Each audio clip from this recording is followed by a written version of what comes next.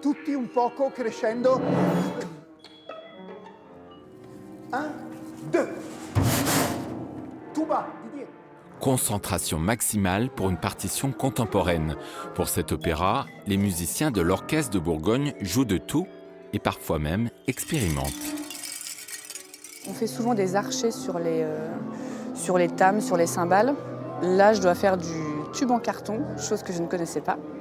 Sur le tam, les coquillages, là, c'est juste pour un coup, mais il y a plein de nouvelles, de nouveaux instruments qu'on découvre aussi.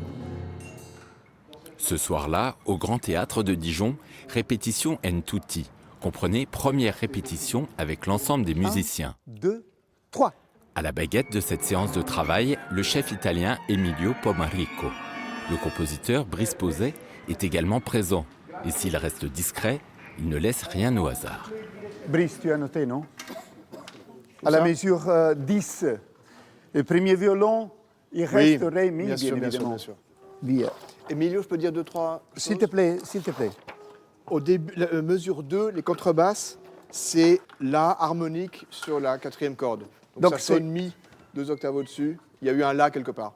C'est une stratégie de mise en place, alors évidemment avec la collaboration du chef d'orchestre. Il n'y a pas beaucoup de temps pour l'émotion, c'est peut-être dommage, mais malheureusement, il faut vraiment être très efficace et aider le plus possible les musiciens à être dans la bonne direction. Commande de l'Opéra de Dijon, cette création mondiale est côté livret une adaptation de 3 œuvres de Kafka. Un univers sombre et souvent fantastique. Pour le compositeur, un magnifique terrain de jeu pour un opéra contemporain.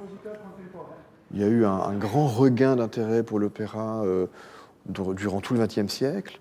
Et là, je dirais depuis une trentaine d'années, il y a vraiment une remise en question de ce genre, une réévaluation des habitudes d'écoute, des habitudes d'un point de vue purement formel également.